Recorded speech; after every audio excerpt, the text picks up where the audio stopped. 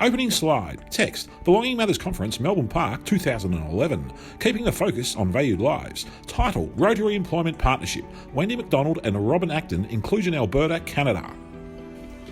Text. People with intellectual disability represent one of the most unemployed groups of people, frequently experiencing unemployment rates in excess of 70%. In Australia, less than 5% state paid employment as their main source of income. At least 45% live either near or below the poverty line. Source, AIHW 2009. Nonetheless, people with intellectual disability aspire to the same career goals as others, to have opportunities, to get a job, earn an income and contribute to the community. Text. Since 2000, Inclusion Alberta and local Rotary districts have developed a strong partnership to make employment possible for people with intellectual disability. This edited presentation shares the experiences of this initiative. Postscript. In 2020, the partnership is still going strong. It has supported over 600 people with intellectual disability to find employment. Robin and I both hail from Alberta, Canada.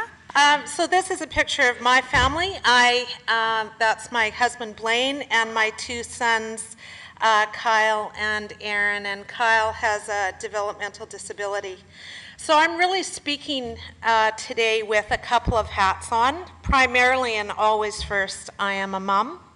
And I am also a Rotarian. And Robin and I are going to talk to you today about an initiative that started in Alberta about 10 years ago when I was asked to be president of my Rotary Club. And I was a Rotarian before I was Kyle's mom, just to give you a little history. And the year that I was going to be president, the Rotary International incoming president was a fellow by the name of Frank Devlin from Mexico. And one of his initiatives that he challenged Rotarians across the world to think about was creating employment for individuals with disabilities. So here I am at this Rotary convention, happened to be in Buenos Aires, Argentina. I'm sitting listening to this Rotary International president talk about his objectives for the year, and at the time my son Kyle was 5. And it really was a turning point in my life because it was a moment where my world as a mom and my world as a Rotarian collided. And I thought, what are the odds that the year that I'm going to be a Rotary president, Rotary International is going to talk about employing people with disabilities? So I came home from that convention really charged up and said, that's what my Rotary Club's going to do. We're going to create employment opportunities for people with disabilities. And I met with my board and I said, this is what I want to do. I want to leave a mark in my Rotary year, and this is the mark I want to leave. And my board said, great. And then we all sat around and stared at each other. Because we really, although the idea was great, we didn't know what or how. So I sat with my board and I said, this is what I want to do. And we all stared at each other, and I started to do a little bit of work and become a little more informed about what the realities were for adults with developmental disabilities in Alberta. And I was alarmed because I didn't understand it, because as I said, my son Kyle was 5 at the time. But I was alarmed to understand that the unemployment rate for adults with disabilities in our community is around 70%. So what that means is basically destined for a life of poverty, marginalization, and government assistance. And I have to tell you that in that moment, my vision for my son Kyle is absolutely no different than it is for my other son. And I was determined that his life was not going to be what those government statistics showed. And I felt, because I know the power of this particular organization being Rotary, I felt that this organization was particularly organized in a way and powerful enough that we could change that reality. But I also knew that I couldn't do it alone. So I, again, got to work and understood that there was an organization in our community called the Alberta Association for Community Living, whom I had been introduced to but didn't know much about at the time, who does this kind of work. So maybe, Robin, you can talk about what AACL is. So when Wendy came to the Alberta Association for Community Living with the idea that possibly Rotary could create a partnership and we could address this horrible unemployment rate. I was the president of the Alberta Association for Community Living. I'm also a parent, and at that time was also a Rotarian. So needless to say, was very enamored with the idea. AACL is a family-governed, family-based organization across the province of Alberta whose primary purpose is to create meaningful, inclusive lives in community for individuals with developmental disabilities. And we view the mechanism for making this happen as families. So we invest a lot of energy into family leadership and empowering families to assist them in pursuit of good lives for their sons and daughters. So one of the cool things that happened right at the beginning is that AACL said absolutely they'd come in as a partner and basically provide the, for lack of a better term, disability expertise. Rotary's job is to find jobs.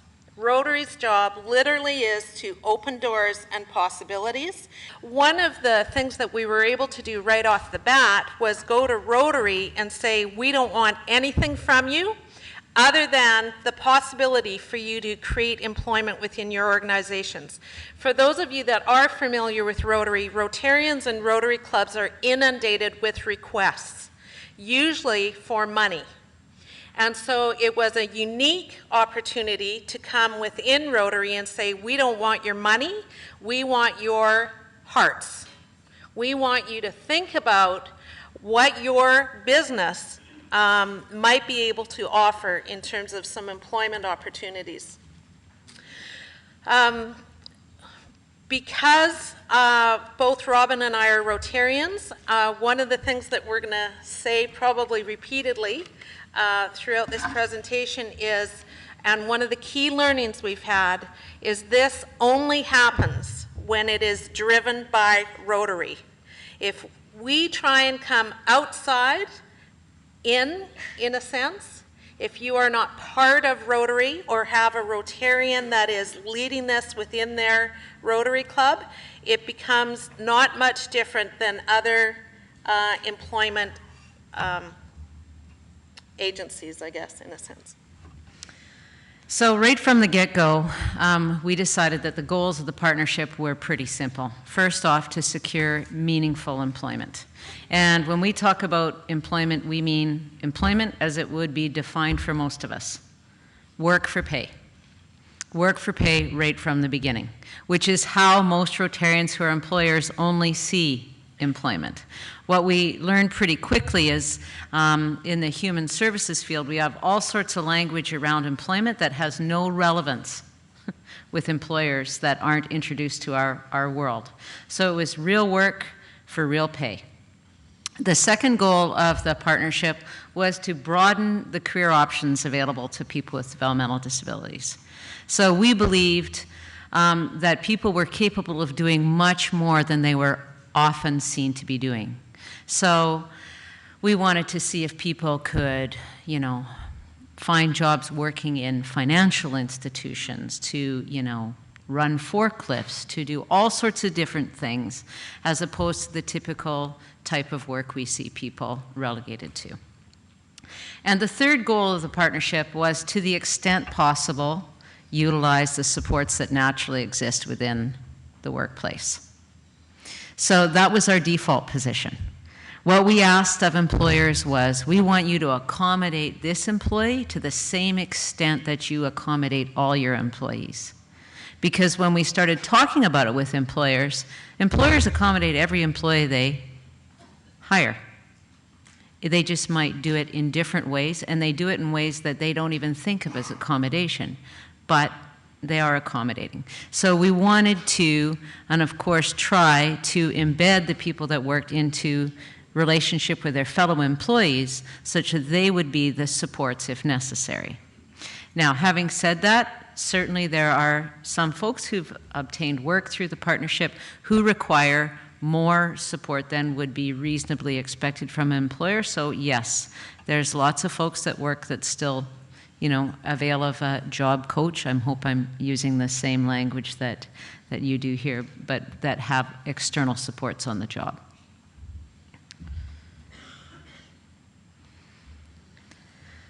So Wendy alluded a little bit to how this is different from typical human services initiatives, and we get this question a lot, especially when we talk to Rotary clubs. They look at us and go, well, we have an agency in our community that does this.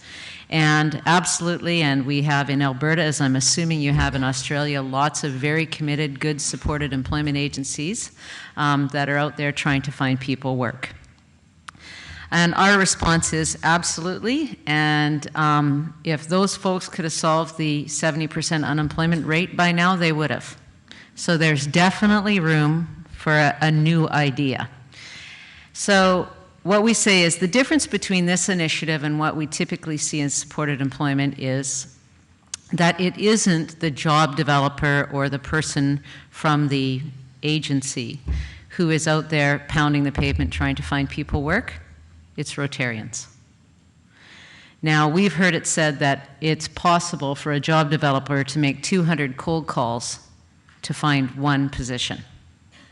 I can tell you it doesn't take a Rotarian 200 phone calls. There's a culture within the organization that if I, as a Rotarian, phone a fellow Rotarian up and say, what do you think about this? Would you consider doing this? Because we're in the club, so to speak, it's something that typically people will receive more favorably. So it's different because it's a different way of sourcing potential employment. And we use existing business expertise. We're not reinventing the wheel. Who's better at hiring and sourcing than the people that do it every day to run their businesses? The other thing we do is we set up steering committees, and I'm going to let Robin kind of explain what that looks like. And the steering committees is really about what we ask Rotary to do. And before we go there, though, I want to just one more time talk about how important it is that this be Rotary driven. As Wendy said, it's important to have the Rotary champion.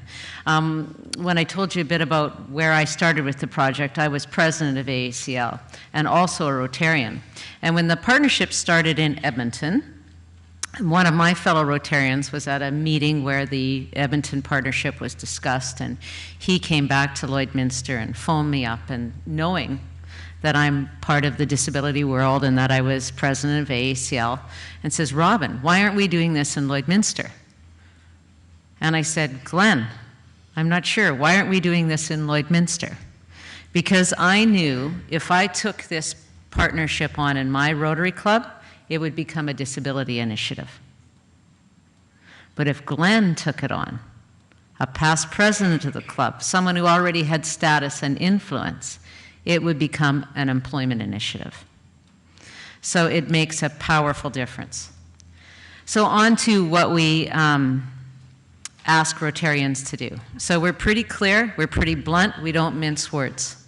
When we have Rotarians that say, I'm interested in getting involved, we bring them together, and depending on the size of the initiative, for example, in Edmonton, there's multiple clubs that are involved in the partnership, so each club may send a person to a steering committee. Or in Lloydminster, where there's one club involved, we have several people that come together to sit on a steering committee to guide the initiative. We're really clear. Right off the bat, we want you to lead by example. So if you can, we want you to employ somebody. It's interesting, when we first started, I really wondered, can we be so bold as to simply say, yes, hire somebody? And yes, we can be that bold, and that worked. You just have to say, can you hire somebody? Secondly, their role is to encourage their colleagues and friends to do the same thing. So both within the Rotary world, within the club, we want them to be ambassadors for the idea. But beyond the Rotary Club, they each deal daily with dozens of other colleagues. We want you to be ambassadors outside of the Rotary Club. And the third responsibility we asked of Rotarians is that we need them to keep the vision alive. Because as an external force, we can't be the one that makes this live and breathe in Rotary. Only Rotarians can. So their role is to do things that keep the project at the forefront of the club's agenda. They are the ones that talk about the partnership, they talk about the people they've employed, so they promote the initiative within their club. And to date, I think our results have been pretty impressive. We've created 170 jobs. I haven't checked the statistics lately. My role, since I retired as AACL president, I now work for AACL. How did that happen? And my role is to provide support to the coordinators that work in this initiative across the province. And we actually have 5 coordinators, 2 full-time and 3 part-time, that support, as Wendy indicated, over 30 Rotary clubs that are engaged in the partnership. Our average wage rate is $11.90 an hour, and in Alberta, the minimum wage is $8.80. So we're over $2 over minimum wage, which is pretty impressive. People typically work part-time, many because that's what they prefer or what they're able to do. But we do definitely have some people working full-time. And I think one statistic that I'm almost most proud of is 97% are naturally supported. So on average, people use less than 15 minutes per week of paid on-the-job support. So it's been really great learning to understand really that the business community and workplaces have a much greater capacity to support people at work than we give them credit for.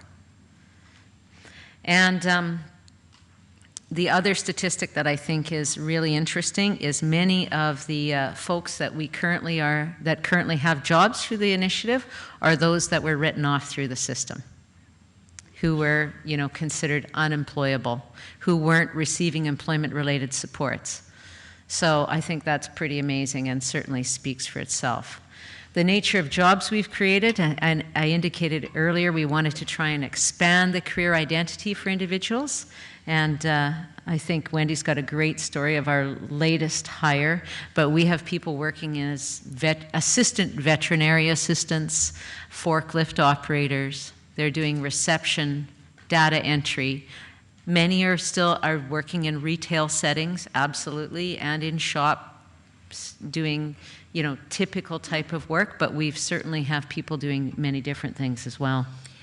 So we have individuals that are working in CA firms and engineering firms and manufacturing. Basically, wherever there's a Rotarian, there's a potential job. And we feel it's a bit of a coup. It's taken us a bit of time, but there's a large engineering firm, actually they're probably global. Stantec is an engineering firm in Edmonton that has thousands of employees.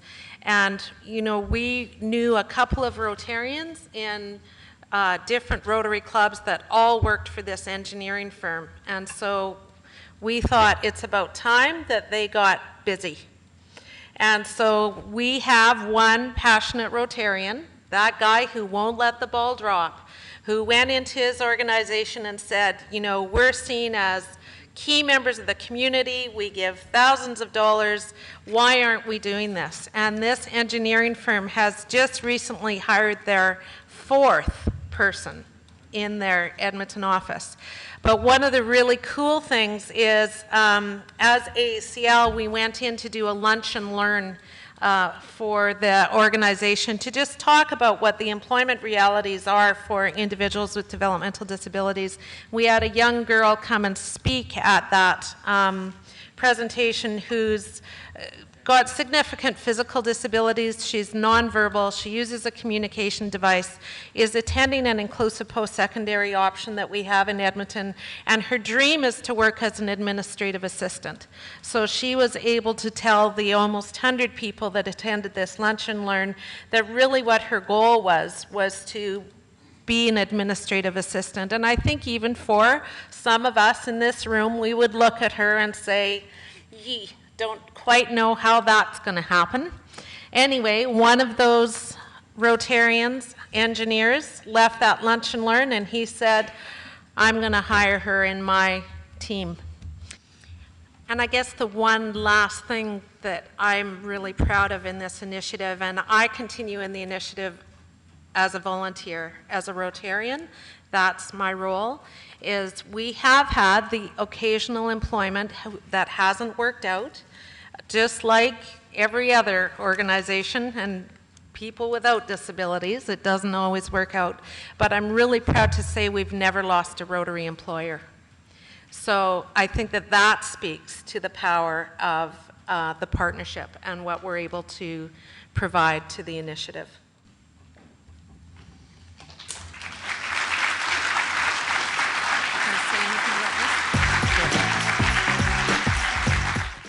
Graphic closing slide. Text Belonging Matters Conference, Melbourne Park, 2011. Keeping the focus on valued lives. For more information, please contact email info@belongingmatters.org, phone 03 9739 8333. Address Suite 3, 178, Boronia Road, Boronia, Victoria, Australia 3155.